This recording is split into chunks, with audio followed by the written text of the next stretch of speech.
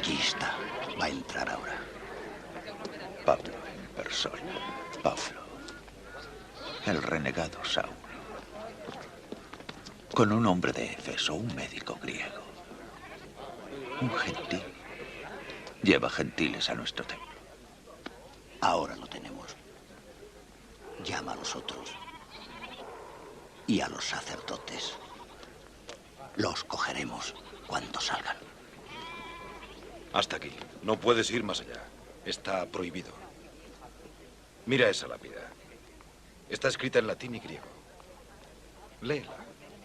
Se prohíbe pasar de aquí a todo seguidor de cualquier religión extranjera. Quien traspase este límite será muerto. Y solo él será el responsable de su muerte. Sigue tu camino, Lucas. Yo debo cumplir el rito de la purificación.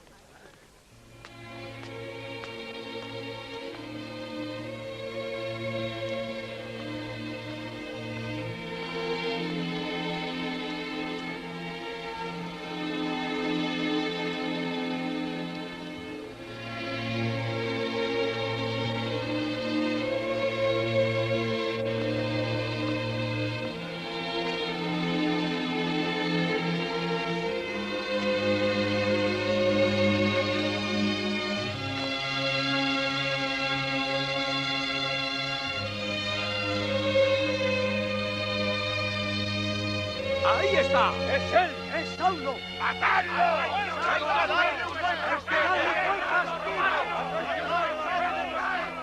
¡Hay que lanzarlo!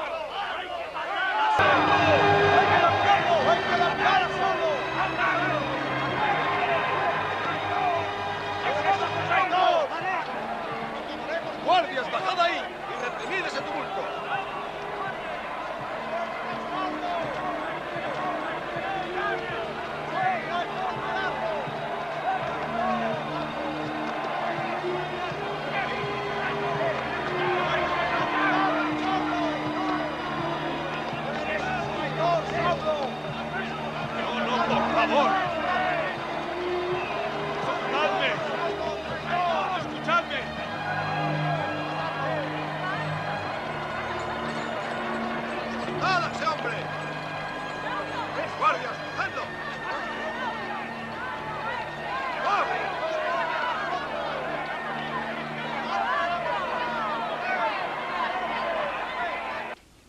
Este hombre, Pablo, no solo persiste en enseñar falsas doctrinas para escándalo de los verdaderos devotos, además profanó el sagrado templo de nuestros padres. Ese es un asunto interno vuestro y no incumbe a Roma.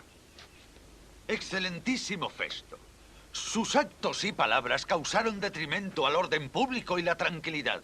Y eso sí es de la incumbencia de Roma. ¿Qué dice el acusado? No he hecho nada. Ni en contra de la ley religiosa, ni en contra de la ley romana.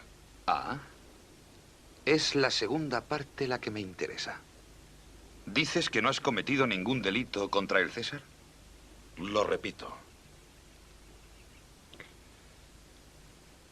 Ni contra la ley de los judíos, ni contra el templo, ni contra la ley romana he cometido transgresión alguna. ¿Subirías a Jerusalén para ser juzgado allí, en mi presencia, por los cargos de que te acusan? No. Estoy ya ante el tribunal del César. Tengo derecho a ser juzgado en él. No he hecho ningún daño a los judíos. Lo sabes bien.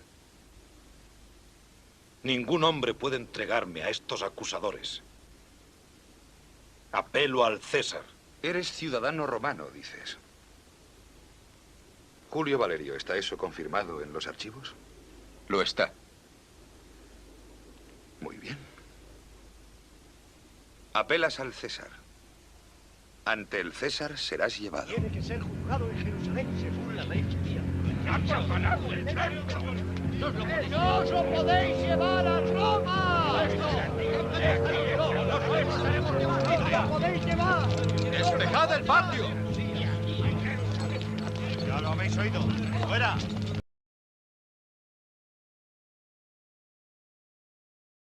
Es increíble que algunos clérigos que se dicen buenos cristianos, pero que más se preocupan por defender al judaísmo que por defender a la Santa Iglesia, se atrevan a sostener, en nuestros días, que el pueblo de Isida sigue siendo todavía el pueblo escogido de Dios, a pesar de todos sus crímenes y de los pasajes de las Sagradas Escrituras, que demuestran qué lejos de ser en la actualidad el pueblo elegido, como lo fue antes de Jesucristo, es un pueblo maldito de Dios por haber caído sobre él las maldiciones que el Señor le lanzó en caso de que no cumpliera con todos sus mandamientos.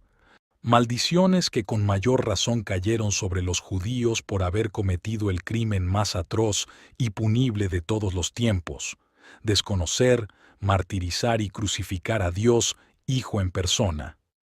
Es muy duro comprender toda la verdad sobre este asunto, sobre todo la verdad desnuda en un mundo influenciado, desde generaciones atrás, por un cúmulo de mentiras y de fábulas judaicas, usando las propias palabras de San Pablo, fábulas que han ido deformando la verdad acerca del problema judío en la propia mente de los católicos.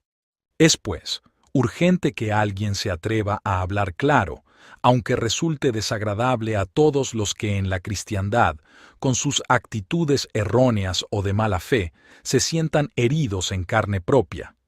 Recordemos que el mismo Cristo nuestro Señor nos dijo claramente que sólo la verdad nos haría libres. Por otra parte, la palabra de Dios antes transcrita nos demuestra que así como Dios fue enérgico e implacable en su lucha contra Satanás, también es implacable en su lucha contra las fuerzas de Satanás en la tierra.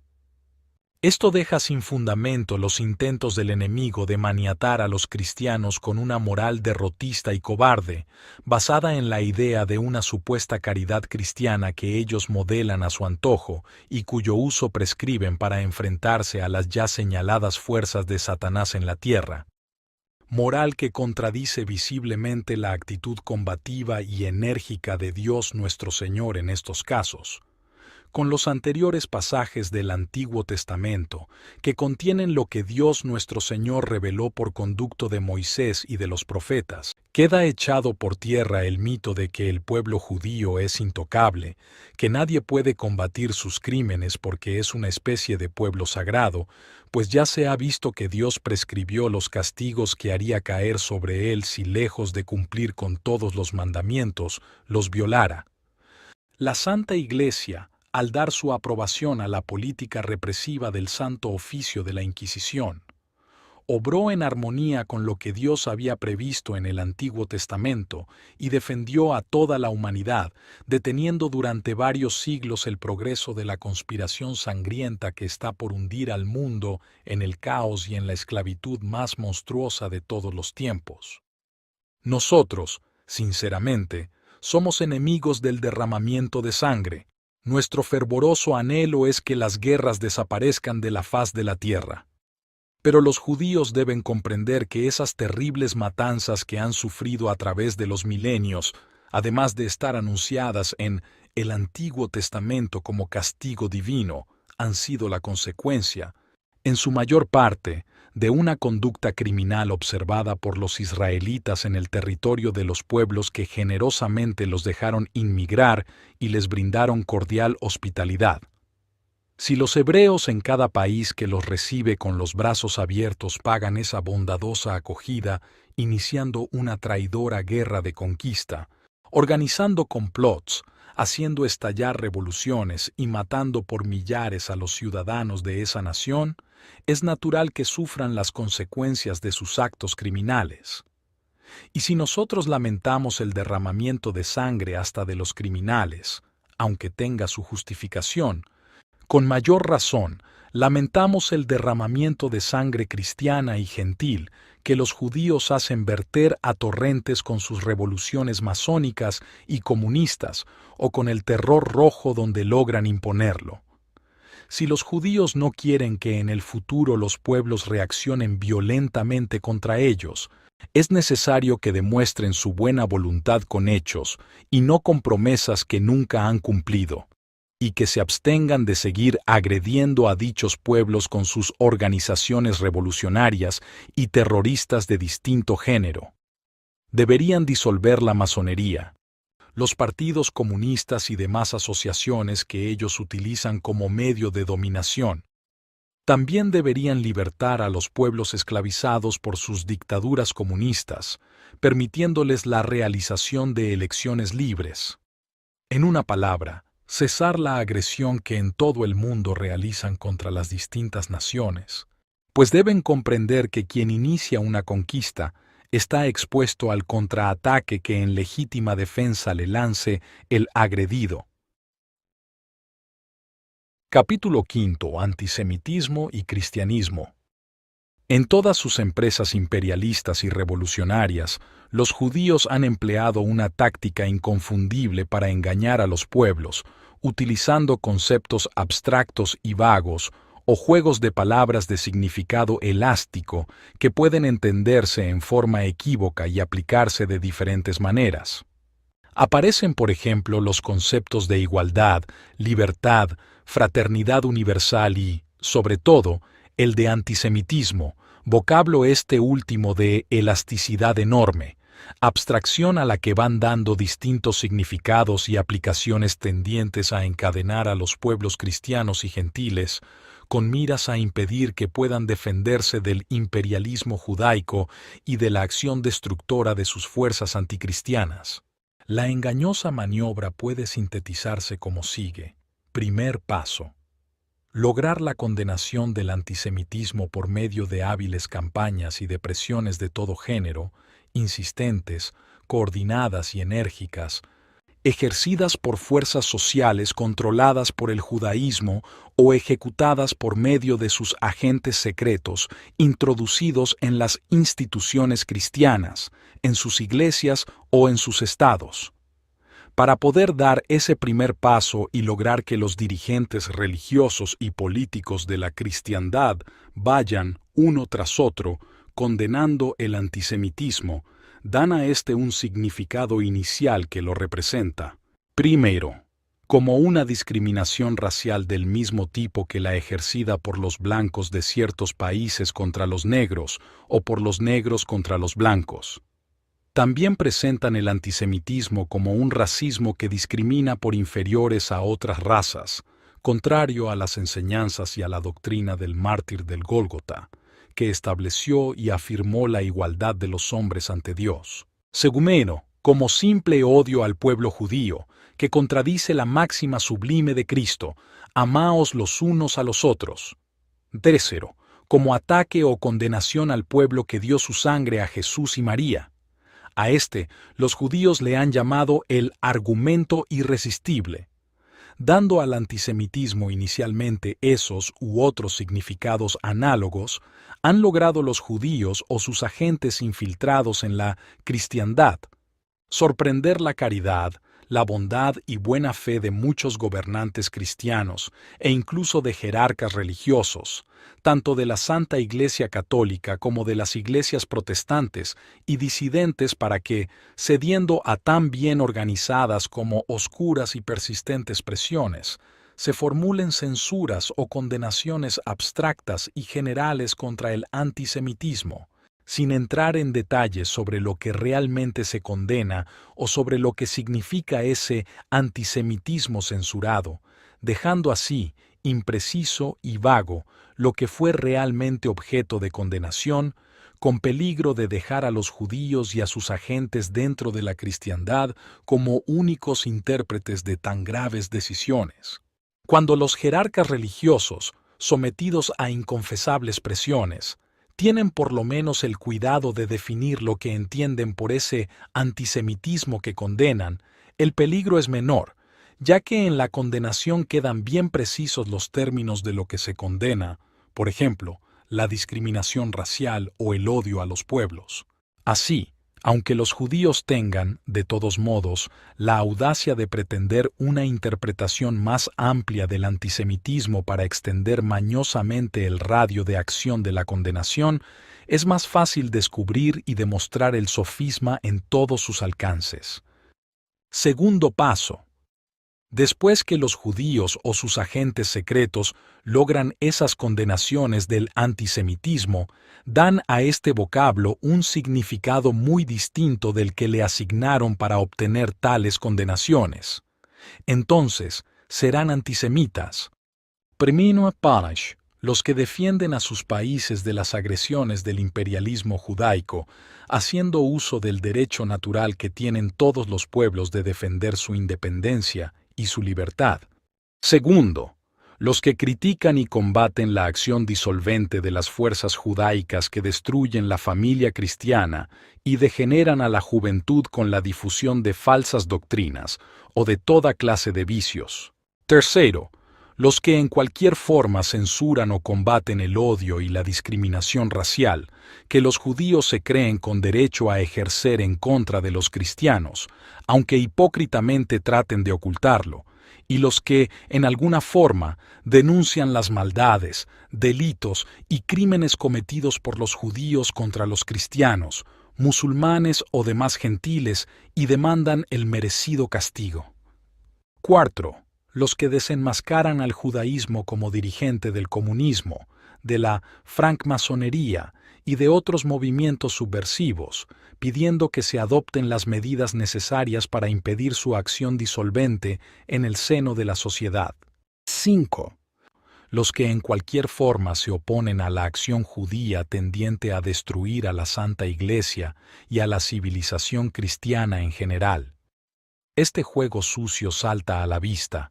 Obtienen censuras o condenaciones contra un antisemitismo que identifican con una discriminación racial o con una manifestación de odio a los pueblos ejercida contra los judíos, ambas contrarias a la doctrina cristiana, para después dar al vocablo nuevos significados y tratar de que quienes defienden a la Santa Iglesia, a sus naciones, a sus familias o sus derechos naturales en contra de las agresiones del imperialismo judío, queden atados de pies y manos e impedidos para realizar tan justa defensa.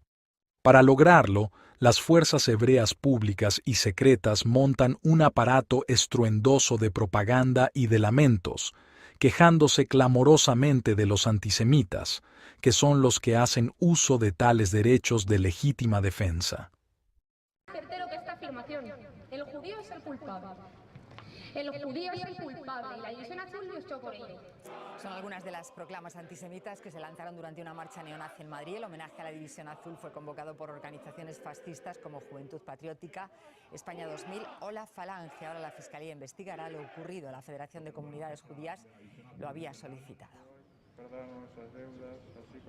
Se desgañitan afirmando que la Iglesia condenó el antisemitismo y condenan en su nombre a dirigentes que, según aseguran, ningún creyente debe secundar en esa antisemítica labor de defensa de sus pueblos, de sus familias y de la Santa Iglesia contra la acción revolucionaria del imperialismo judío. Maniobra burda, pero que logra sembrar la desorientación y provocar la desbandada, debilitando la acción de esos respetables caudillos en defensa de sus naciones y de la civilización cristiana. Es la forma más segura que ellos han ideado para conseguir el triunfo de las revoluciones judeo-masónicos o judeo-comunistas. Estas tácticas han asegurado el triunfo del judaísmo en los últimos tiempos y han provocado la consiguiente catástrofe que amenaza al mundo cristiano.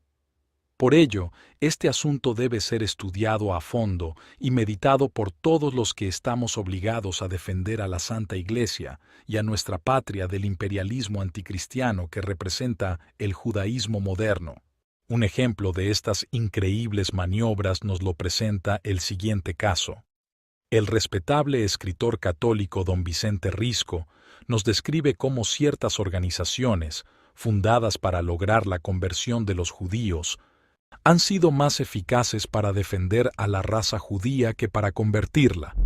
Los hermanos Lehmann, por ejemplo, aprovecharon el celo evangélico de la Santa Iglesia, más para defender al pueblo judío que para lograr resultados eficaces en la conversión. Así, cuando el escritor católico Drummond denunció el siglo pasado en su obra La France Juive la conspiración judía para destruir a la cristiandad y dominar al pueblo francés, el P. Le Mans contestó en defensa de su raza, colaborando con ello a la derrota de los católicos en Francia y al triunfo judeo-masónico. Otro tanto ocurre con la Orden de Nuestra Señora de Sion, fundada por judíos conversos, la cual se dedica más a defender a los hebreos afiliados a la sinagoga de Satanás que a convertirlos de verdad. En el presente siglo se fundó otra asociación, Amigos de Israel, destinada a incorporar a los judíos a la Iglesia mediante su conversión. Tan evangélico ideal captó muchas simpatías, logrando atraer innumerables adhesiones de clérigos y seglares. El culto historiador Vicente Risco dice al respecto: de ella formaban parte numerosos fieles influyentes y ricos, obispos y hasta cardenales. Hacían propaganda y publicaron un folleto favorable a los judíos, titulado Pax Super Israel. Esta asociación comenzó a sostener doctrinas extravagantes un poco al margen del genuino espíritu de la Iglesia Católica, separándose paulatinamente de la tradición y de las enseñanzas de los santos padres y de la liturgia, dice una revista católica. Decían que no debía hablarse de conversión de los judíos, sino solamente de ingreso en la Iglesia, como si los judíos no tuvieran para ello que abandonar sus errores. Rechazaban los calificativos de pueblo deicida aplicado a los judíos, de ciudad deicida aplicado a Israel, como si los judíos no hubiesen contribuido a la muerte de Jesús, y como si la liturgia no les llamase pérfidos. Incriminaban a los santos padres por no haber comprendido al pueblo judaico, como si éste no fuese culpable al persistir voluntariamente en el judaísmo. Por último, insistían en la nacionalidad judía de Jesucristo y hacían observar que los cristianos, por medio de la Sagrada Comunión, nos unimos con los judíos y contraemos con ellos parentesco de sangre.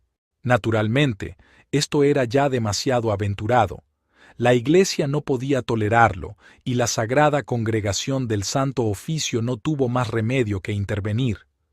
Como entre tan temerarios amigos de Israel había muchos fieles de buena fe, obispos y cardenales, la Congregación, en su decreto, que es del año 1928, no pronunció una condena formal, sino implícita, suprimiendo la asociación y el folleto Pax Super Israel, origen de la intervención. La revista de la Compañía de Jesús, Civiltà Católica, editada en Roma, dedicó en el año de 1928 el opúsculo 1870 a combatir esa infiltración judía bajo el título de El peligro judaico y los amigos de Israel.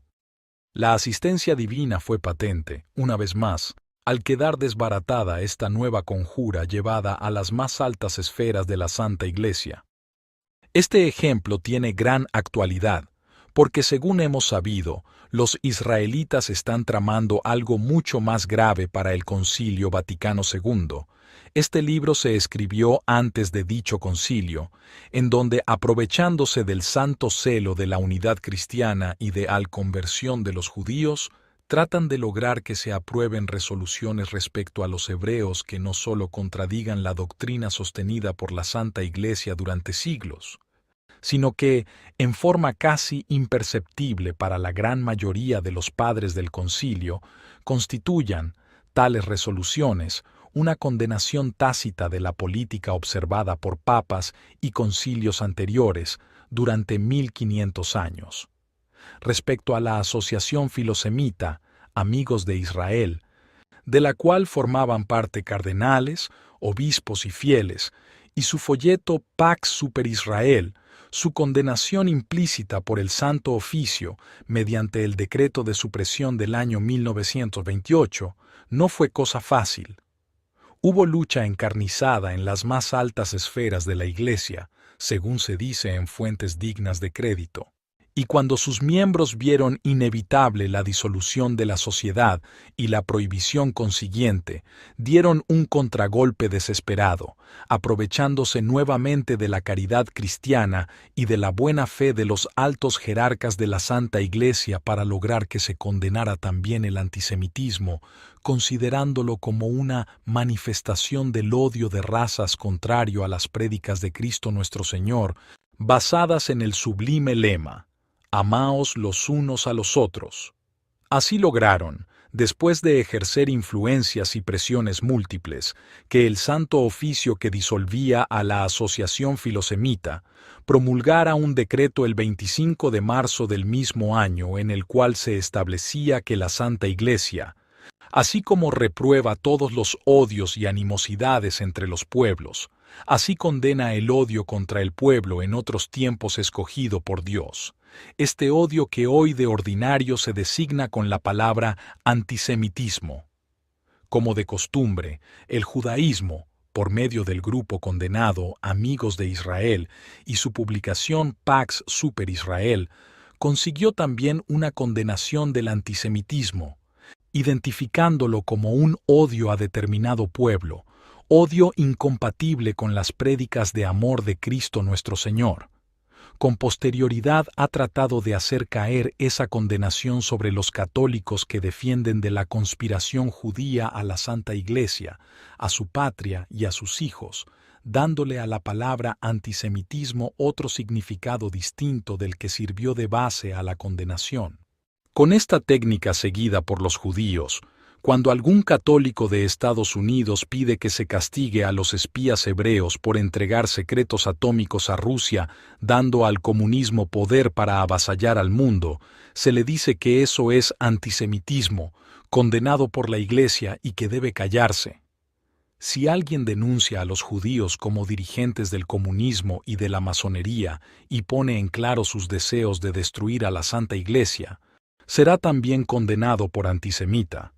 El resultado de estos sofismas e intrigas es lograr que se considere a los judíos como intocables, para que puedan cometer toda clase de crímenes contra los cristianos, musulmanes y demás gentiles. Urdir las más destructoras conspiraciones en contra de la Iglesia y de los estados cristianos y realizar las más demoledoras revoluciones francmasónicas o comunistas, sin que nadie pueda tocarlos. Castigarlos ni mucho menos impedir sus actividades, pues sería acusado de antisemitismo y caería dentro de la condenación del Santo Oficio.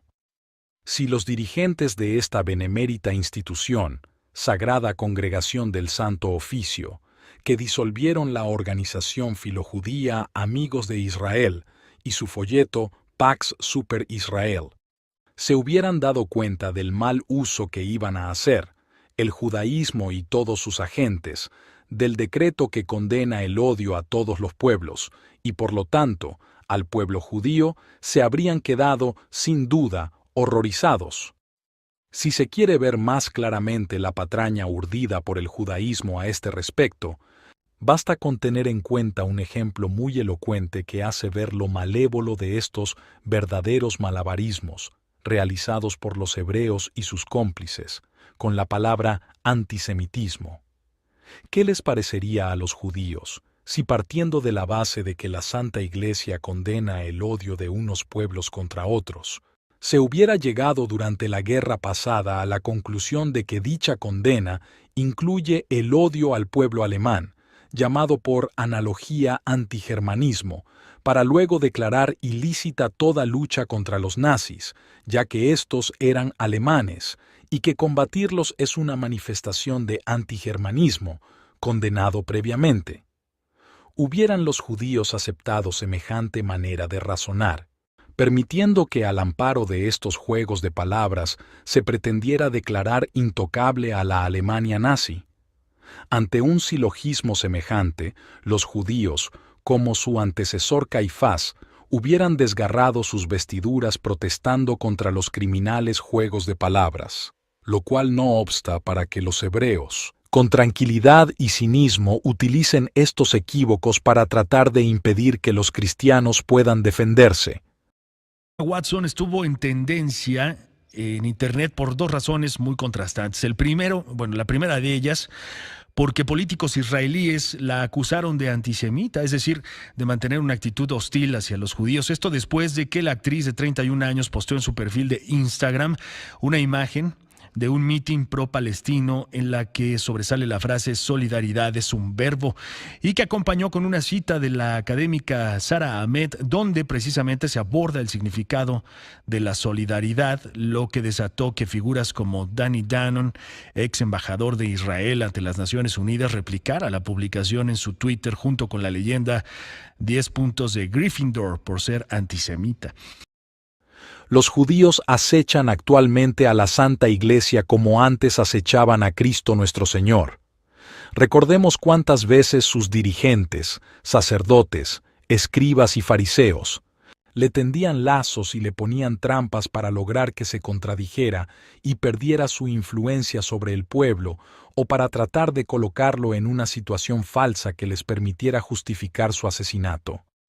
Algo similar ocurre ahora con la Santa Iglesia, que habiendo condenado al judaísmo y a los judíos en repetidas ocasiones, durante 1800 años, y habiendo también luchado contra ellos en forma tenaz y enérgica durante 1500 años, está teniendo que sortear más que nunca las trampas y lazos que le preparan los hebreos para hacerla contradecirse a sí misma, utilizando a sus espías dentro del clero con el fin de empujarla por medio de engaños sutiles a condenar la doctrina y la política de los padres de la Iglesia, de sus majestades los papas y de los concilios ecuménicos y provinciales que durante tantos siglos condenaron repetidamente a los judíos como ministros del demonio, y también a quienes, dentro del clero, los ayudaban en perjuicio de la fe cristiana.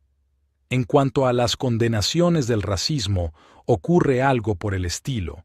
Los israelitas y sus cómplices dan al vocablo racismo un significado restringido, equiparándolo a la pretensión de determinada raza de considerar inferiores a los demás, o a un racismo antisemita que sacrílegamente incluye en sus diatribas a Cristo nuestro Señor y a la Santísima Virgen.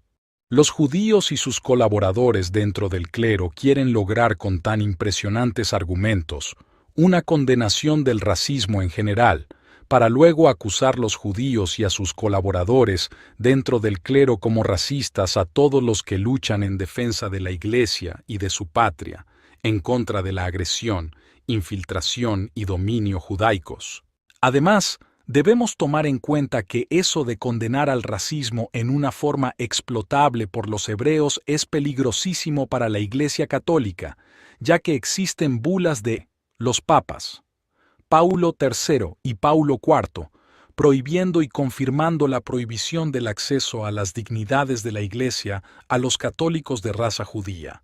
Existen también bulas que definen esta doctrina, las cuales estudiaremos más adelante, por lo que una condenación al concepto abstracto del racismo, al que los hebreos le van dando la interpretación y significado que mejor les conviene, según las circunstancias, se prestará a que los malintencionados puedan afirmar que la Santa Iglesia se contradijo a sí misma. Existen también bulas que definen esta doctrina, las cuales estudiaremos más adelante, por lo que una condenación al concepto abstracto del racismo, al que los hebreos le van dando la interpretación y significado que mejor les conviene, según las circunstancias, se prestará a que los malintencionados puedan afirmar que la Santa Iglesia se contradijo a sí misma, y lo que es más grave aún, que condena tácitamente a algunos de sus más ilustres papas, que confirmaron los llamados estatutos de limpieza de sangre. Capítulo 6. Cristo nuestro Señor, símbolo del antisemitismo según los judíos. Para que se den cuenta los clérigos católicos bien intencionados de lo peligroso que es este asunto del antisemitismo, deben saber que los hebreos en distintas épocas han considerado como antisemitas a nuestro Señor Jesucristo, a los evangelios, a diversos papas, concilios y santos de la Iglesia. Y es natural que lo hayan hecho, ya que consideran como antisemita a todo aquel que critica o combate sus maldades, sus crímenes o sus conspiraciones contra la humanidad. Tanto nuestro Señor Jesucristo como los apóstoles y demás autoridades católicas mencionadas criticaron y combatieron en diversas ocasiones las depredaciones de los judíos. El Nuevo Testamento de la Sagrada Biblia, los cánones de los concilios, las bulas y breves de los papas y los testimonios fidedignos de santos canonizados por la Iglesia, así como las confesiones de parte hechas por los mismos judíos, lo demuestran irrecusablemente las depredaciones de los judíos. Para que los católicos no tengan la menor duda sobre los testimonios que se señalan, vamos a transcribir, por principio de cuentas, lo que el destacado escritor sionista Joseph Danner escribió en su libro La República de Israel, en el cual afirma lo siguiente: Para toda secta creyente en Cristo, Jesús es el símbolo de todo lo que es limpio, sano y digno de amar. Para los judíos, a partir del siglo IV, es el símbolo del antisemitismo, de la calumnia, de la violencia, de la muerte violenta. Al considerar a Cristo nuestro Señor como símbolo del antisemitismo, o mejor dicho, del antijudaísmo, los israelitas tienen toda la razón, pues si llaman antisemita a todo aquel que censura y combate sus maldades, nuestro divino Redentor fue el primero que lo hizo. Jesucristo nuestro Señor, discutiendo con unos judíos, entabló con ellos el siguiente diálogo, según lo narra el Evangelio de San Juan. Capítulo 8. Respondieron y le dijeron: Nuestro padre es Abraham. Jesús les dijo: Si sois hijos de Abraham, haced las obras de Abraham. Mas ahora me queréis matar, siendo hombre, que os he dicho la verdad, que oí de Dios. Abraham no hizo esto. Vosotros hacéis las obras de vuestro padre. Y ellos le dijeron: Nosotros no somos nacidos de fornicación. Un Padre tenemos que es Dios. Y Jesús les dijo: Si Dios fuese vuestro Padre, ciertamente me amaríais, porque yo de Dios salí, y vine, y no de mí mismo, mas Él me envió. ¿Por qué no entendéis mi lenguaje? Porque no podéis oír mi palabra. Vosotros sois hijos del diablo, y queréis cumplir los deseos de vuestro padre. Él fue homicida desde el principio, y no permaneció en la verdad, y padre de la mentira.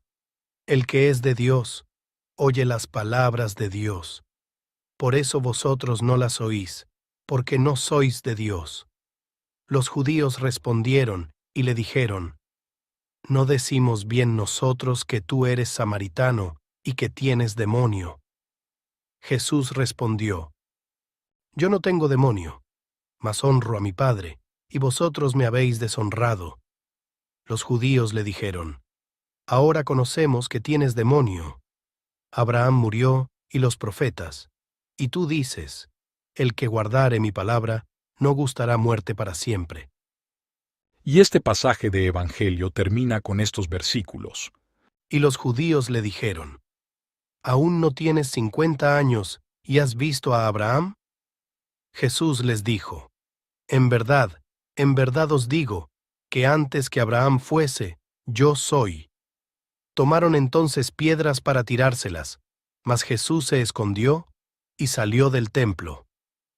En el pasaje anterior del Evangelio de San Juan, se ve cómo Cristo nuestro Señor, con palabras serenas, les echa en cara sus intentos homicidas, llamando concretamente a los judíos hijos del diablo.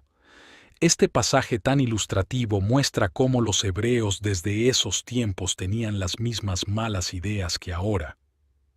En efecto, los judíos no pueden sostener una discusión en forma serena y honesta sin hacer intervenir en ella los insultos, la calumnia o la acción violenta, según les conviene. Y si con nuestro divino Salvador emplearon la mentira y el insulto tratando de deshonrarlo, como él mismo lo testifica en el mencionado versículo 49, o pretendiendo terminar la discusión a pedradas, ¿qué podemos esperar de ellos nosotros, pobres seres humanos?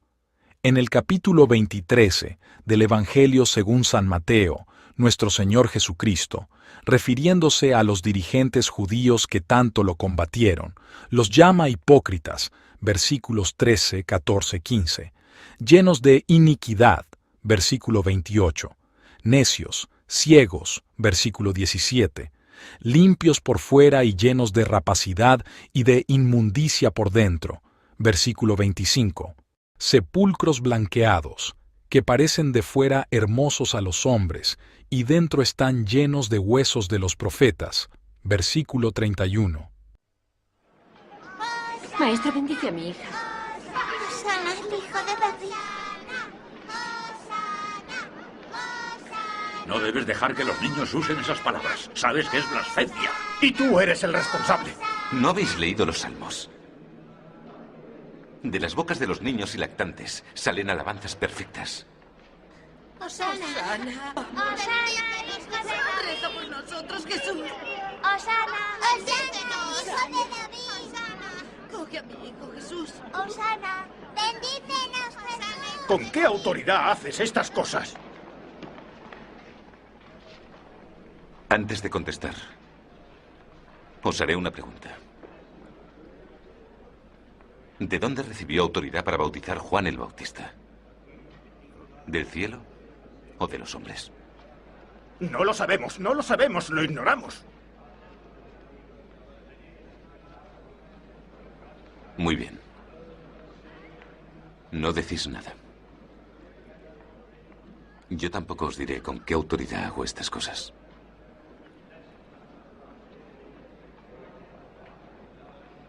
Pero os contaré una historia. Acercaos. Cuéntanos una historia, Jesús. Sí, una historia. Cuéntanosla, Jesús.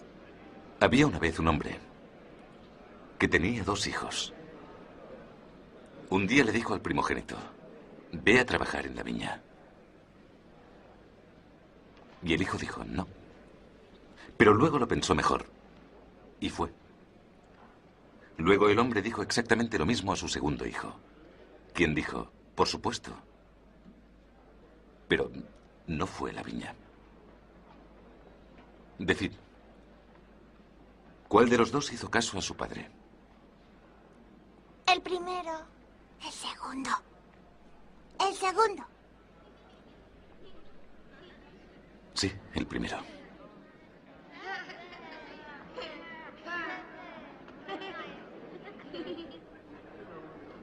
¿Y qué significa la historia? Que hay quienes creen que son rectos porque le dicen que sí a Dios, pero no hacen su voluntad.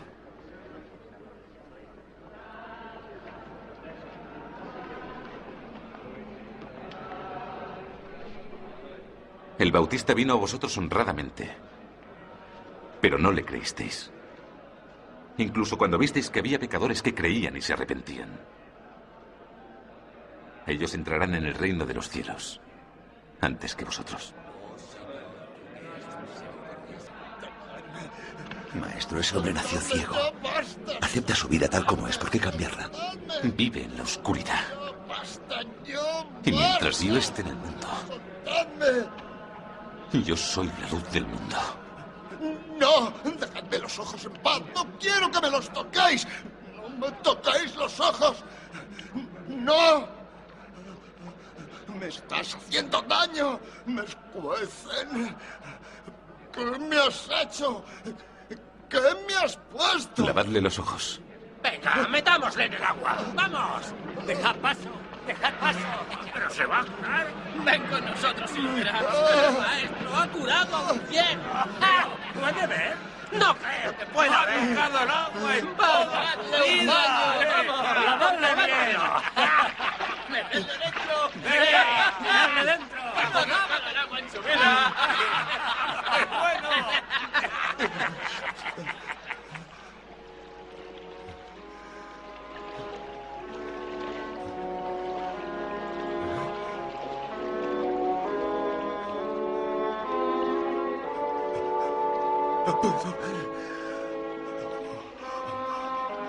Dios mío, ya no estoy ciego. Puedo verte. Y a ti. Puedo ver. Hermanos. ¿Habéis visto? Hermanos. Puede ver. Es un milagro. Miradme, ya no estoy ciego. Puedo verlo todo. Ahora sé lo que significa ver, hermanos. Puedo ver el mundo. Mis ojos están abiertos, hermanos. Puedo veros a todos. A todos. ¿Qué os parece? ¡Dejad paso! ¡Dejad paso! ¡Viene el gran sacerdote! ¡Quitaos de en medio! ¡Atrás!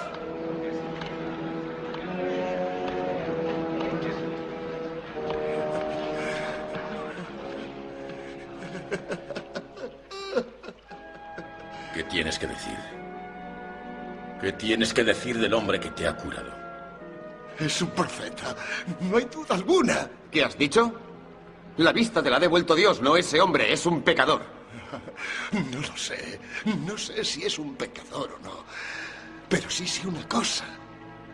Estaba ciego. Antes estaba ciego. Y ahora puedo ver. ¡Es un milagro! Tengo que ir a ese hombre y darle las gracias por lo que me ha hecho. ¿Dónde está? ¿Qué ocurre? ¿Dónde está? ¿Dónde está?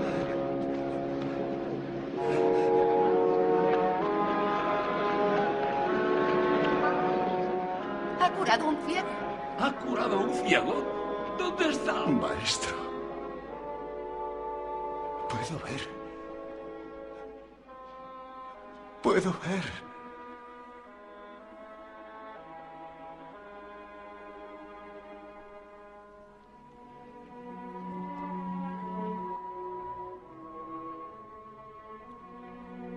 ¿Crees en el Hijo del Hombre? ¿Quién es, maestro? Para que así pueda creer en él. Le estás viendo. Es el que te está hablando.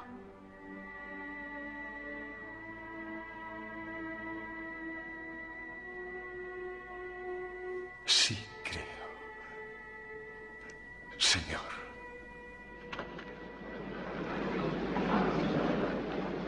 ¡Dejad paso! ¡Dejad paso! ¡Viene el sacerdote! Dejad paso, el sacerdote está aquí. Está aquí. Ese embustero no estaba ciego. ¿Qué está insinuando? En el templo sabemos que fingía que estaba ciego para ganarse la vida. Es verdad, es un mentiroso. Le conozco desde hace tiempo. Nunca ha estado ciego. ¿Y tú qué afirmas? ¿Puedes dar la vista a los ciegos? Yo he venido a este mundo a dar la vista a quienes no pueden ver.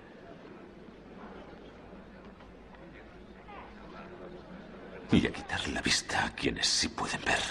¿Qué quieres decir? ¿Que los rectos estamos ciegos? Si estuvierais ciegos, estaríais sin pecado. Pero puesto que decís vemos, el pecado permanece. ¡Claro! ¡Sí, es verdad! Este hombre trabaja para el demonio. ¡Es un farsante! ¡Un fanático! ¡Un lunático! ¡Ay de vosotros, escribas y fariseos! ¡Sois hipócritas! Porque cerráis el reino de los cielos a los hombres. No entráis vosotros y no dejáis que entren los demás. ¡Guías ciegos! No podéis con un insecto y os tragáis un camello. Os inclináis ante la letra de la ley y violáis el corazón de la ley. Justicia, misericordia, buena fe. Sois como sepulcros blanqueados, limpios y bonitos por fuera, pero por dentro, llenos de huesos de muertos y de corrupción. ¿Veis estas piedras, verdad? Yo os digo que aquí no quedará piedra sobre piedra que no sea derribada. La vuestra es una casa de desolación, el hogar donde viven el lagarto y la araña. Serpientes, camada de víboras. ¿Cómo podréis escapar a la condenación? Terminando dicho capítulo de los Santos Evangelios con esta terminante acusación de nuestro Señor Jesucristo contra los judíos que renegaron de su Mesías y lo combatían, y que por su importancia insertamos completa. Serpientes, raza de víboras, ¿cómo huiréis del juicio de la Gehenna, infierno?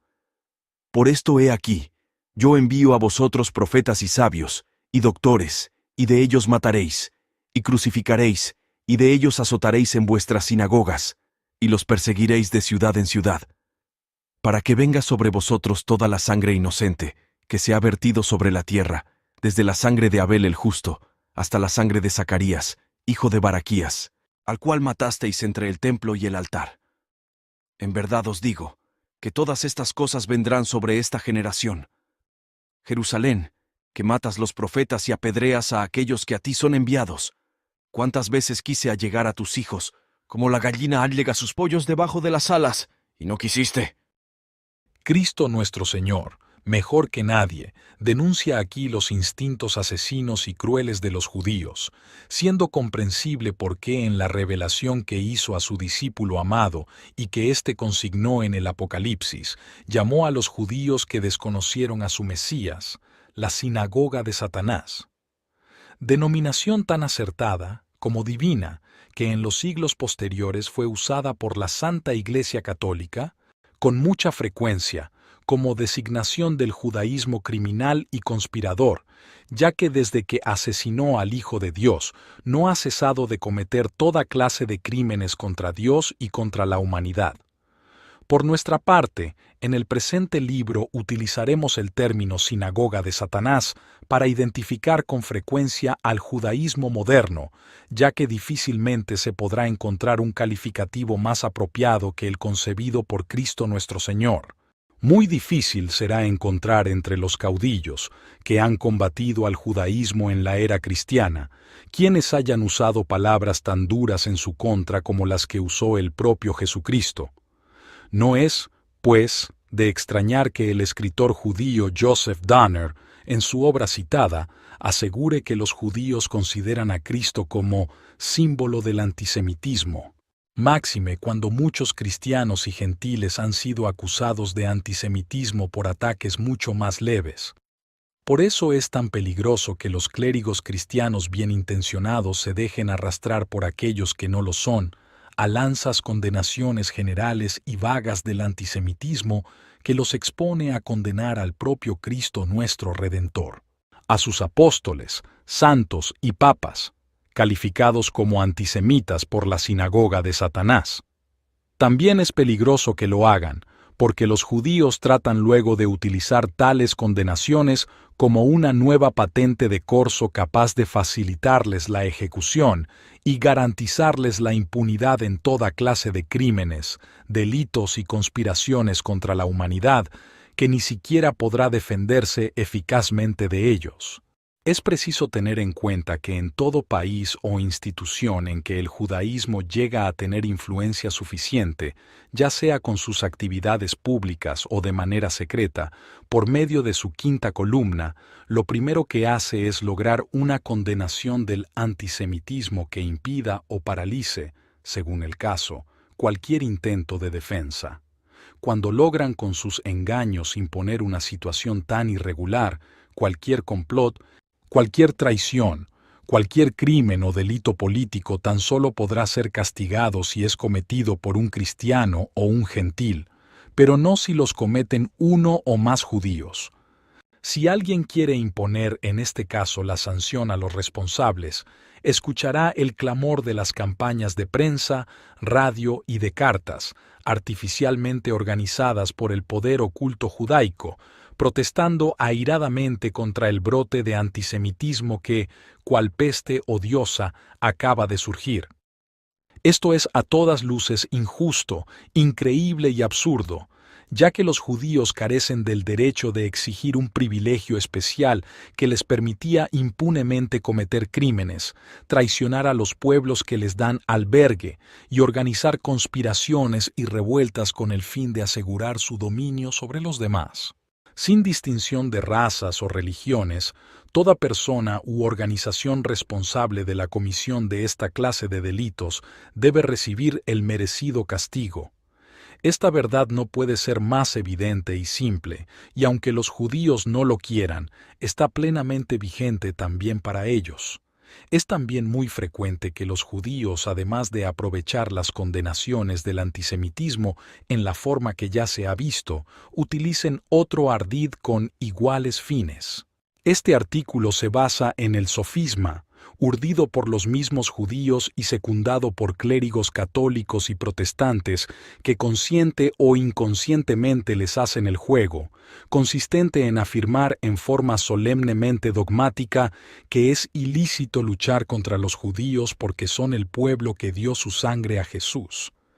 Tan burdo sofisma es muy fácil de refutar, citando tan solo el pasaje de los santos evangelios en que Cristo nuestro Redentor, después de llamar una vez más a los judíos que lo combatían raza de víboras, rechaza claramente, para lo sucesivo, los parentescos de carácter sanguíneo, reconociendo solo los de carácter espiritual. En efecto, en este pasaje se lee lo siguiente. San Mateo, capítulo 12. Y le dijo uno: Mira que tu madre y tus hermanos, es decir, tus parientes cercanos, están fuera y te buscan. Y él respondiendo al que le hablaba, le dijo: ¿Quién es mi madre y quiénes son mis hermanos? Es decir, mis parientes. Y extendiendo la mano hacia sus discípulos, dijo: Ved aquí mi madre y mis hermanos, porque todo aquel que hiciere la voluntad de mi Padre, que está en los cielos, ese es mi hermano, y hermana y madre. Por ello, aunque Jesús tuvo parentesco sanguíneo por parte de su madre con el antiguo pueblo hebreo de los tiempos bíblicos, es evidente que para el futuro daba valor solo a los parentescos espirituales, prescindiendo de los nexos sanguíneos existentes con sus allegados y con mayor razón con el pueblo judío, que lo rechazó como Mesías, renegando de él. Lo martirizó y asesinó en medio de lento y cruel suplicio hasta consumar el crimen más atroz de todos los tiempos, convirtiéndose en el pueblo deicida. Pero al llamar Cristo a los judíos, que lo repudiaron, hijos del diablo y raza de víboras, afirmaba ser él el Hijo de Dios, haciendo ver que ningún parentesco podía vincularlo a ellos, ya que ninguno puede haber entre el Hijo de Dios y los hijos del demonio, ni puede existir nexo alguno entre el bien y el mal. Es, pues, completamente falsa y hasta herética la tesis de que la sinagoga de Satanás, es decir, el judaísmo moderno, haya dado su sangre a Cristo y que por ello no pueda combatírsele.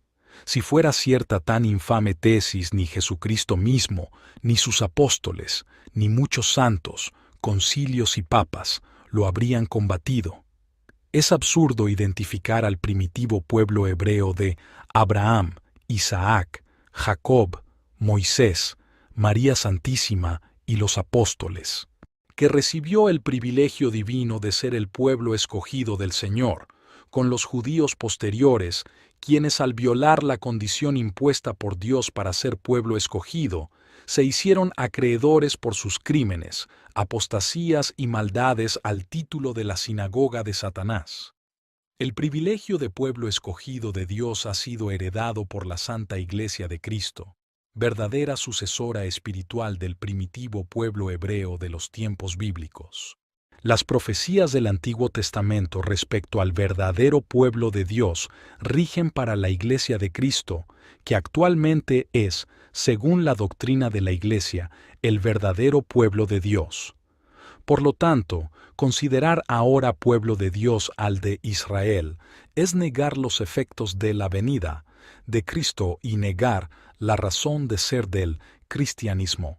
Solo los clérigos sucesores de Judas Iscariote podrían afirmar semejante aberración.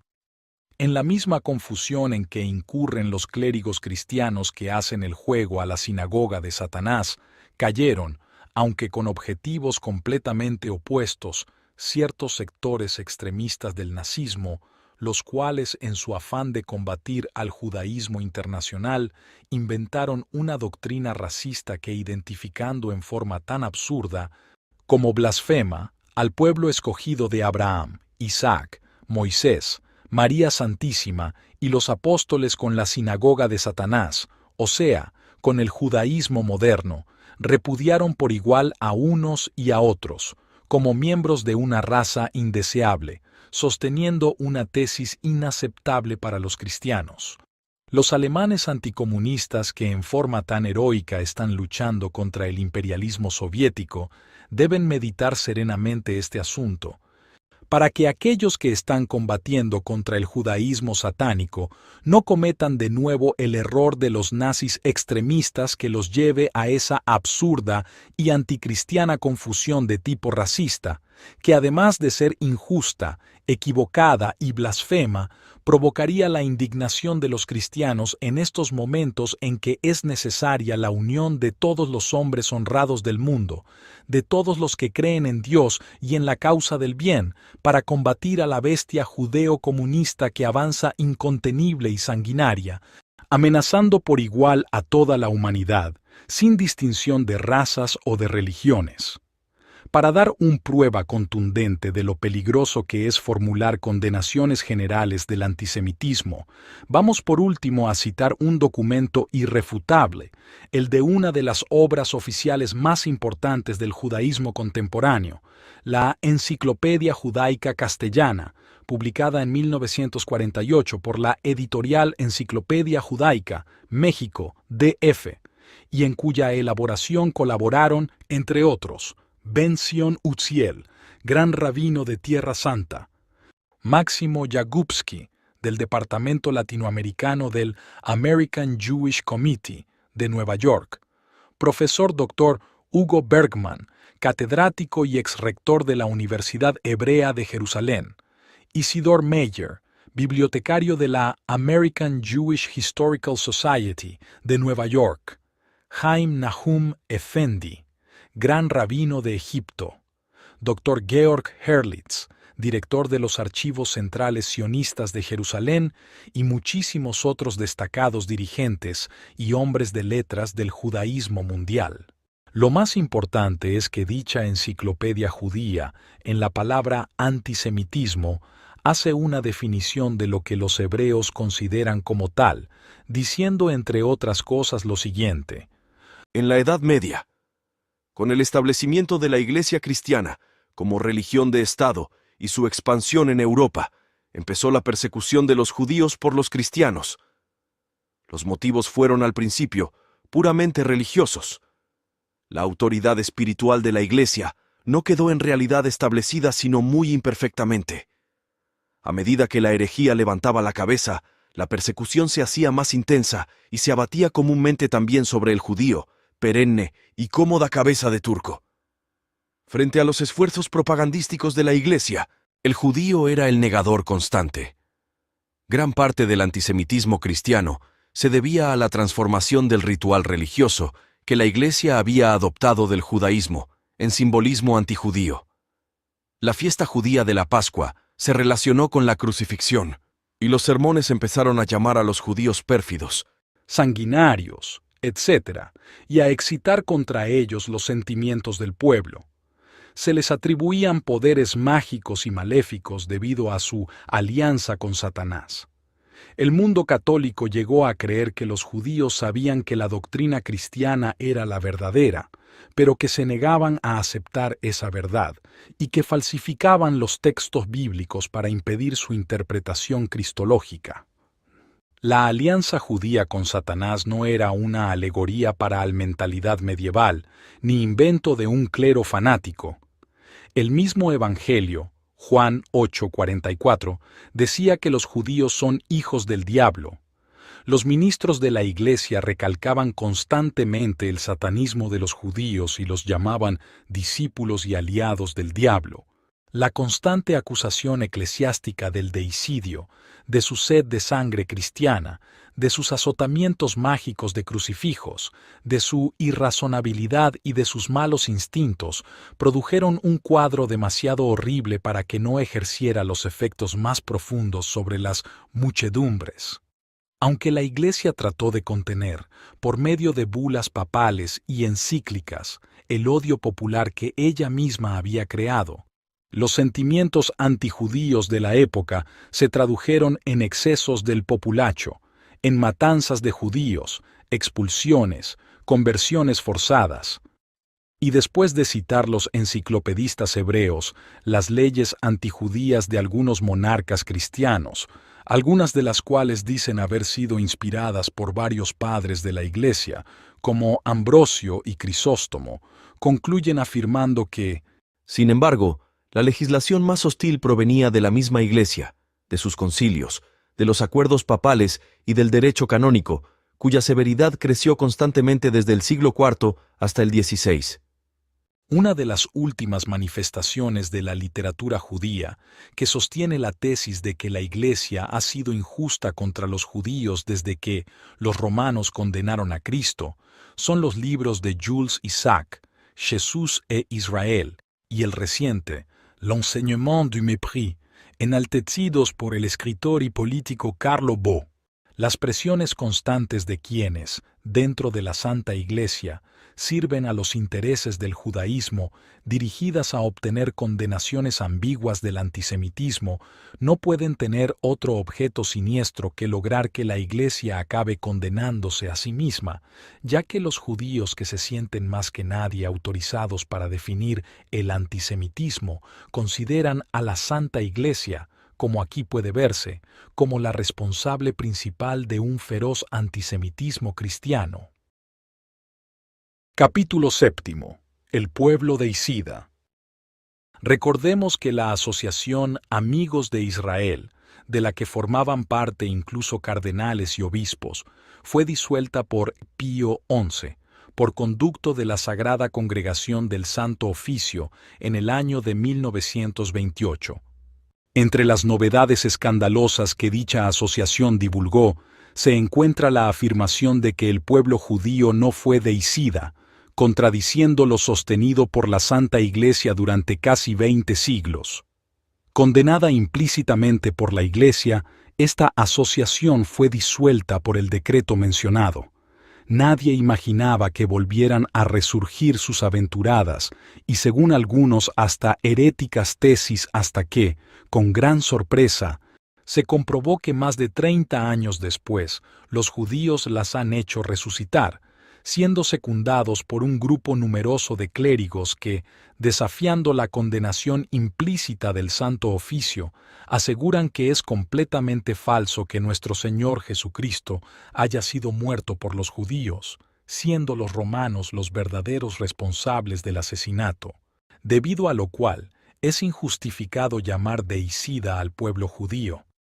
La audacia de los nuevos amigos de Israel raya en los límites de lo inconcebible, puesto que se atreven a contradecir no solo a los apóstoles del Señor, sino al propio Cristo, como se demostrará a continuación con textos del Nuevo Testamento que revelan las siguientes tesis. 1. Que Cristo acusó a los judíos y no a los romanos de quererlo matar. 2. Que fueron los judíos y no los romanos quienes planearon matar a Jesús y quienes intentaron destruirlo en varias ocasiones antes de su pasión y muerte. 3. Que fueron los judíos y no los romanos los instigadores y verdaderos responsables del crimen. 4. Que los apóstoles culparon a los judíos y no a los romanos de la muerte de Jesús. Veamos las 4 tesis más detenidamente. Tesis primera. Cristo acusó a los judíos y no a los romanos de quererlo matar. Pruebas. En el Evangelio según San Juan, capítulo 8, narra el apóstol que, discutiendo Jesús con unos judíos, les dijo: Yo sé que sois hijos de Abraham, mas me queréis matar, porque mi palabra no cabe en vosotros. Y después, según lo indica el apóstol, capítulo 8, versículo 40, Jesucristo nuestro Señor vuelve a decir a los judíos: Mas ahora me queréis matar, siendo hombre que os he dicho la verdad, que oí de Dios. Abraham no hizo esto. Y en el capítulo 7 señala el discípulo amado que cierto día, habiendo subido Jesús al templo a predicar, decía a los judíos: ¿Por ventura no os dio Moisés la ley, y ninguno de vosotros hace la ley? ¿Por qué me queréis matar? En ningún pasaje de los santos evangelios aparece que Cristo nuestro Señor haya dicho que los romanos querían matarlo, sino por el contrario, acusa a los judíos de quererlo hacer. Creen, pues, los clérigos que sostienen la novedosa tesis, que Cristo nuestro Señor se equivocó y que ellos acaban de descubrir en este siglo lo que nuestro Señor Jesucristo no pudo ni sospechar, o sea, que eran los romanos y no los judíos los que lo querían matar. Tesis segunda. Fueron los judíos y no los romanos quienes repetidamente planearon e intentaron matar a Jesús. Antes de su pasión y muerte, pruebas. El Evangelio según San Mateo, capítulo 21, nos narra que Cristo nuestro Señor, y habiendo ido al templo, los príncipes de los sacerdotes y los ancianos del pueblo se llegaron a él que estaba enseñando, y le dijeron: ¿Con qué autoridad haces estas cosas? ¿Y quién te dio esta potestad? A continuación, el evangelista sigue narrando la discusión sostenida por Jesús con tan altos dirigentes del pueblo judío. Para terminar el pasaje con estos 2 versículos. Y cuando los príncipes de los sacerdotes y los fariseos oyeron sus parábolas, entendieron que de ellos hablaba. Y queriéndole echar mano, temieron al pueblo, porque le miraba como un profeta.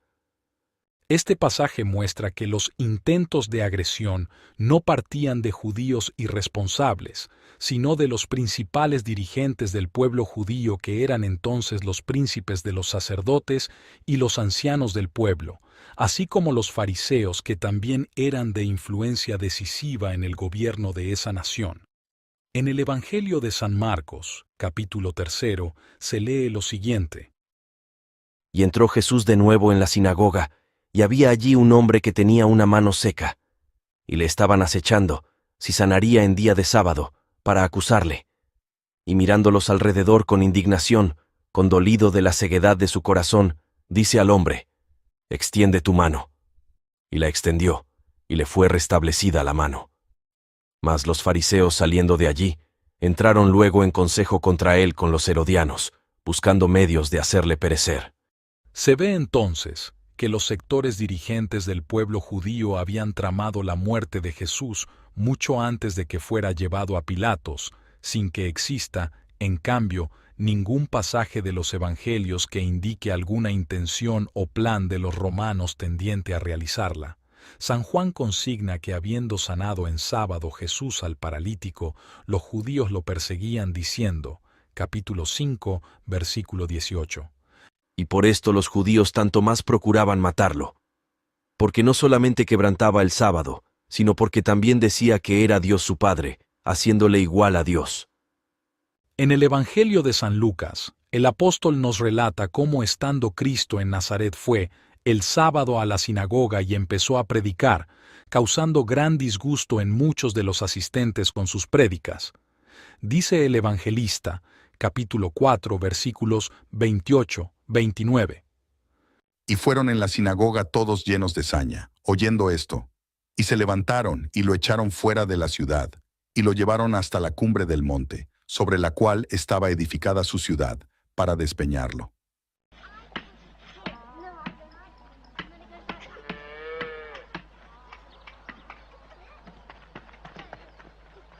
Por favor, ¿qué pasa? ¿Por qué corréis? Decidle a María que ha vuelto. ¡Rápido, rápido! ¡María! ¡María! ¡María!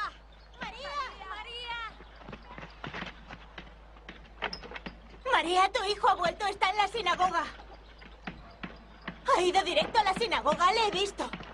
Vamos todas, vamos. Sí.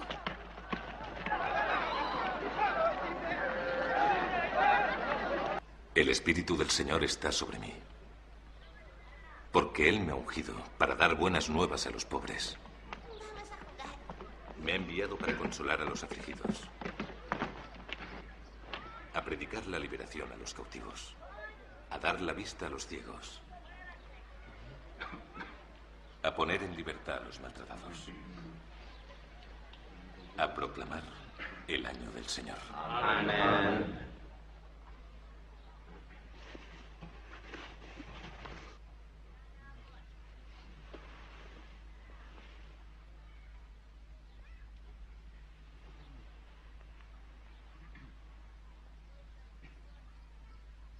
Hoy,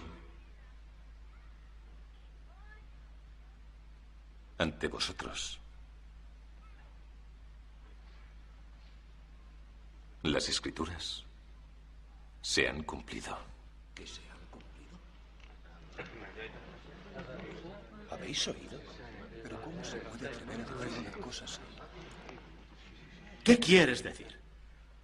La profecía que has leído solo se puede cumplir con la llegada del Mesías. Sí, es verdad. Sí. El reino de Dios no llega como los hombres esperan. Arrepentíos y creed la buena nueva. El reino de los cielos. He aquí que está sobre vosotros. ¿Qué? Este hombre está loco. Rabino, quítale las escrituras. No debería tocar la vida de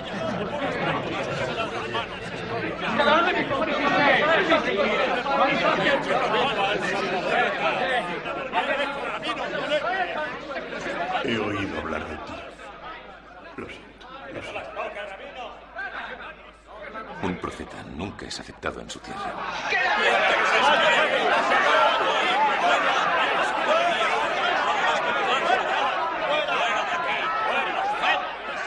Bendito aquel que no se avergüenza de mí.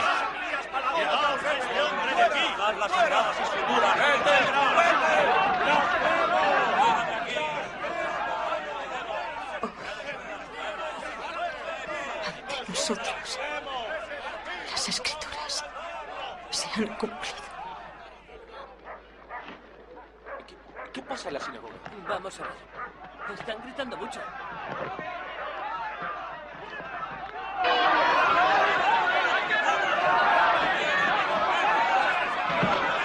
Rabino, tienes que detenerles. No puedes permitir que ocurra. Rabino, ellos no saben entender quién es ese hombre. Hombres.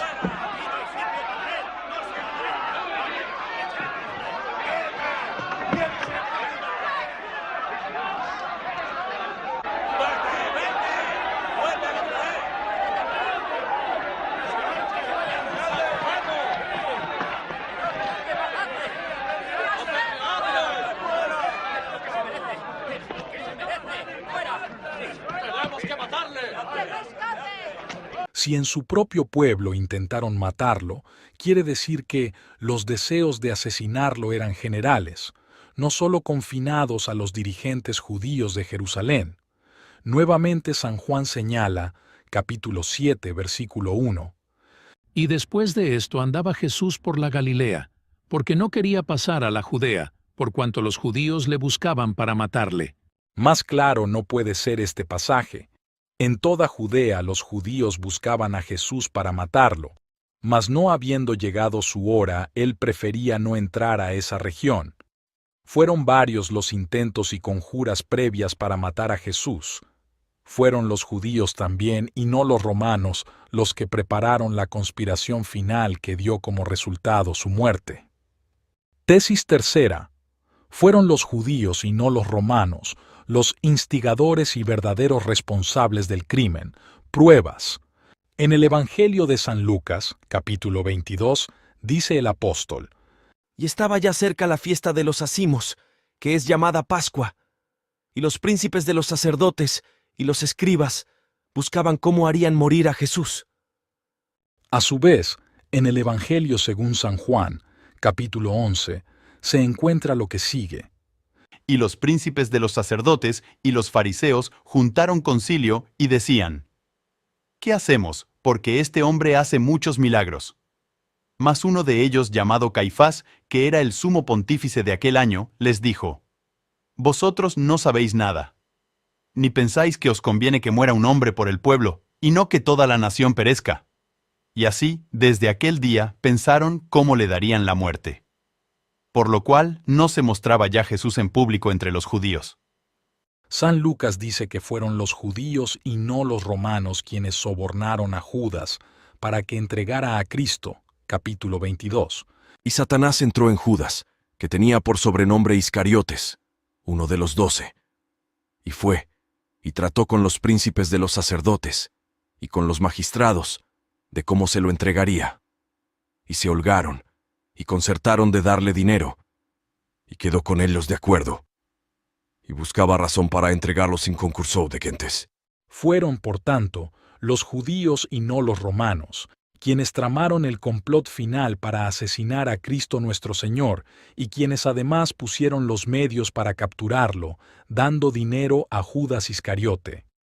San Juan, capítulo 18, deja constancia en su Evangelio de cómo fue aprehendido Jesús. Cuando Jesús hubo dicho estas cosas, salió con sus discípulos de la otra parte del arroyo de Cedrón, en donde había un huerto, en el cual entró él y sus discípulos. Y Judas, que lo entregaba, sabía también aquel lugar, porque muchas veces concurría allí Jesús con sus discípulos. La cohorte, pues, y el tribuno, y los ministros de los judíos prendieron a Jesús, y lo ataron. Y lo llevaron primero a Anás, porque era suegro de Caifás, el cual era pontífice aquel año. Y Caifás era el que había dado el consejo a los judíos, que convenía que muriese un hombre por el pueblo. Y Anás lo envió atado al pontífice Caifás. Llevan pues a Jesús desde casa de Caifás al pretorio. Y era por la mañana, y ellos no entraron en el pretorio, por no contaminarse, y por poder comer la Pascua. ¿Costumbre tenéis vosotros de que os suelte uno en la Pascua? ¿Queréis pues que os suelte al rey de los judíos? Entonces volvieron a gritar todos diciendo, no a este sino a Barrabás, y Barrabás era un ladrón. Y en el capítulo 19 sigue narrando que después de azotar Pilatos a Jesús, con el fin, según comenta la nota 3 de la Biblia de Sío, tomo 5, página 255, de que viendo a Jesús en ese estado que podía mover a compasión a las mismas fieras, se ablandara su corazón. Pilato pues salió otra vez fuera, y les dijo, ved que os le saco fuera, para que sepáis que no hallo en él causa alguna. Y salió Jesús llevando una corona de espinas y un manto púrpura. Y Pilato les dijo, ved aquí al hombre. Y cuando le vieron los pontífices y los ministros daban voces diciendo, crucifícale, crucifícale. Pilato les dice, tomadle allá vosotros y crucificadle, porque yo no hallo en él causa. Queremos que expliques a esta asamblea la naturaleza de tus enseñanzas. Se nos ha informado del hecho de que te proclamas Hijo de Dios. Yo te pregunto en nombre del Eterno. ¿Eres tú el Mesías, el Hijo de Dios?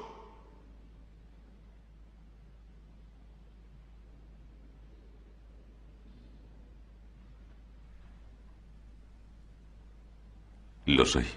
Dios mío. ¿Habéis oído? Debe de estar loco.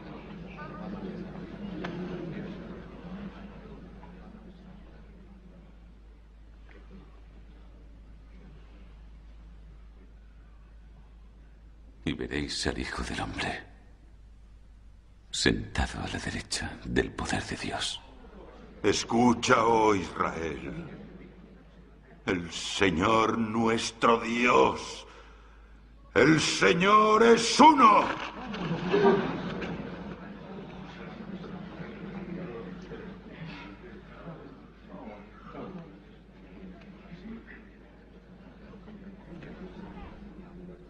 Es suficiente. Que sea llevado ante el procurador Poncio Pilatos, en cuyas manos está la autoridad final. Pilatos, hay una delegación del Sanedrín esperando fuera. La encabeza Cerá en persona.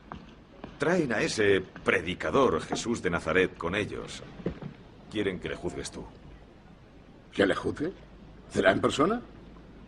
Debe ser importante. No. No quiero meterme en sus disputas religiosas. Creo que es prudente no ofenderles innecesariamente. Deberías recibirles. Hazles pasar. Procurador, para nosotros ese hombre, Jesús, es un blasfemo. Si tuviéramos autogobierno tendríamos derecho a imponer el castigo que según la ley de Moisés está previsto para la blasfemia. Hizo una entrada triunfal en Jerusalén llamándose a sí mismo Rey de los Judíos. Y lo rechazamos por completo. Rey de los judíos. Bueno, aunque no hubiera hecho nada más, proclamar eso es traición. Cierto, sí, es cierto. Hablaré con él. Con vuestro Jesús. Nuestro no. Pues ¿de quién? ¿De quién? ¡Traedle! Los jefes del Sanedrín te acusan de predicar doctrinas pervertidas. También dicen que te haces llamar Rey de los Judíos. Dime, ¿eres el Rey de los Judíos?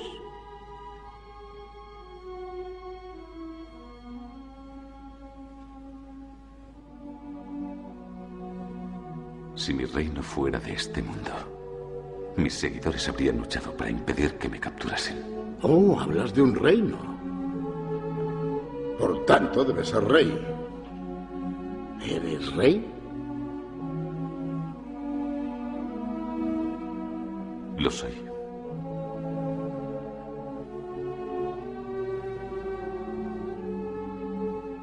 Nací con un propósito. Ser testigo de la verdad. Aquel que acepta la verdad oye mi voz. ¿Y qué es la verdad?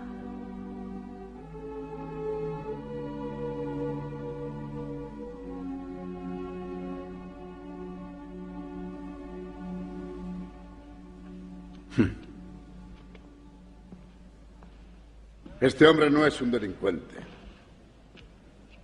Es un soñador. Lleváoslo y haced que le flagelen como muestra de la justicia romana. Sí, señor.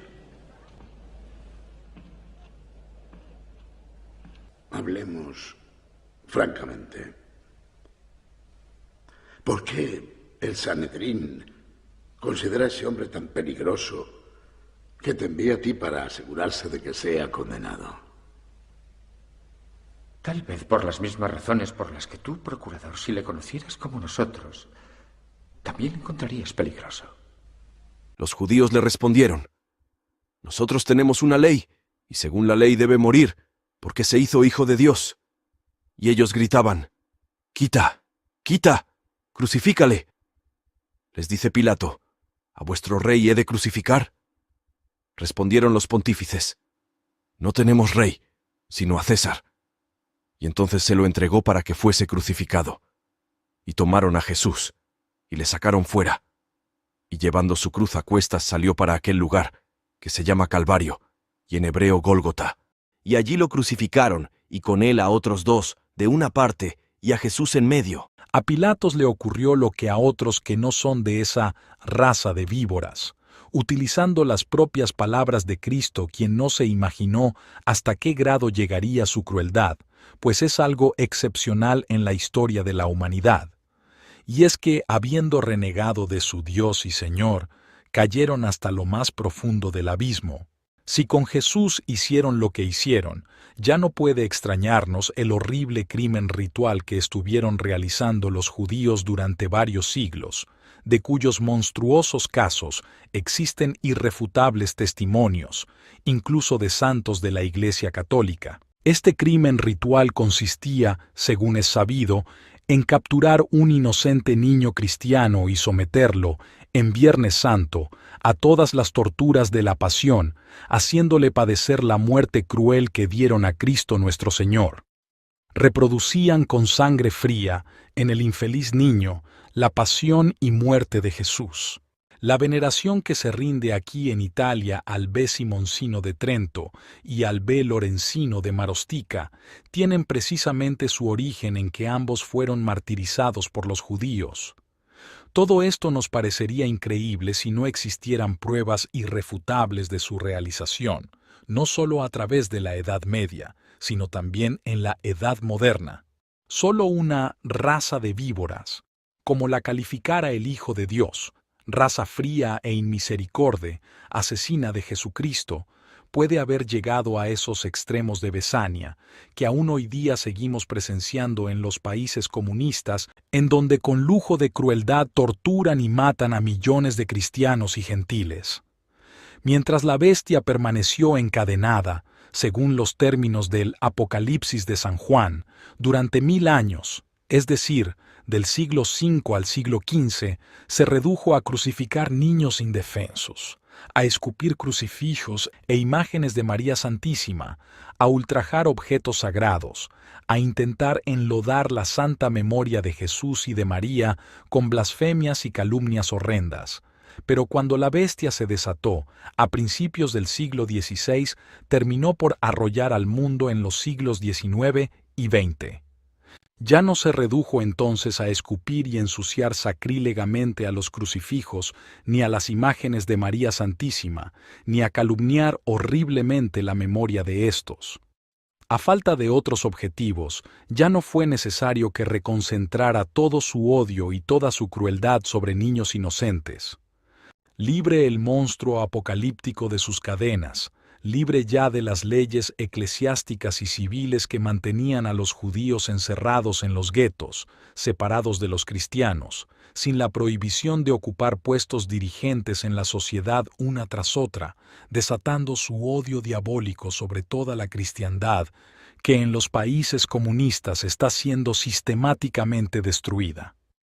Confirma lo anterior el escritor judío Salvatore Giona al decir: los hebreos, salidos del gueto, se lanzaron a la conquista de todas aquellas posiciones, materiales y espirituales, que les habían sido negadas en los siglos pasados.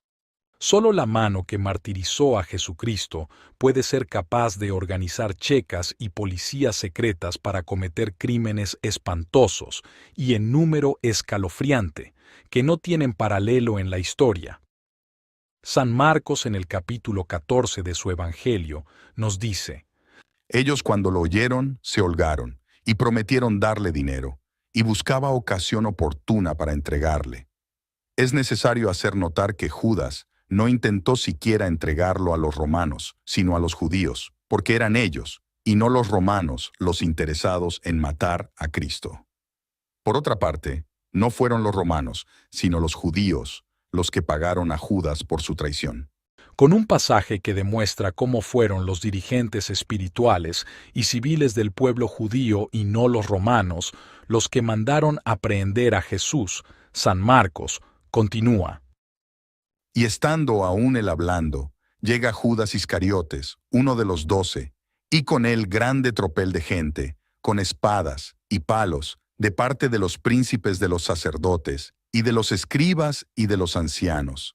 Y el traidor les había dado una señal, diciendo: aquel que yo besare, aquel es, prendedle, y llevadle con cuidado. Entonces ellos le echaron las manos, y le prendieron, y llevaron a Jesús a casa del sumo sacerdote, y se juntaron todos los sacerdotes, y los escribas, y los ancianos, es decir, los dirigentes del pueblo judío, la más amplia representación de Israel. Y los príncipes de los sacerdotes y todo el concilio buscaban algún testimonio contra Jesús para hacerle morir, y no lo hallaban, porque muchos decían testimonio falso contra él. Y no se concertaba el testimonio de ellos.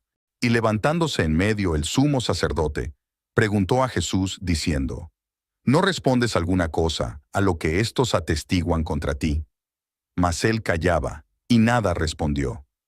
Le volvió a preguntar el sumo sacerdote, y le dijo: ¿eres tú el Cristo, el Hijo de Dios bendito? Y Jesús le dijo: yo soy, y veréis al Hijo del Hombre sentado a la diestra del poder de Dios y venir con las nubes del cielo. Entonces el sumo sacerdote, rasgando sus vestiduras, dijo: ¿Qué necesitamos ya de testigos? Habéis oído la blasfemia. ¿Qué os parece? Y le condenaron todos ellos a que era reo de muerte. Y algunos comenzaron a escupirle, y cubriéndole las caras, le daban golpes y le decían, adivina, y los ministros le daban de bofetadas.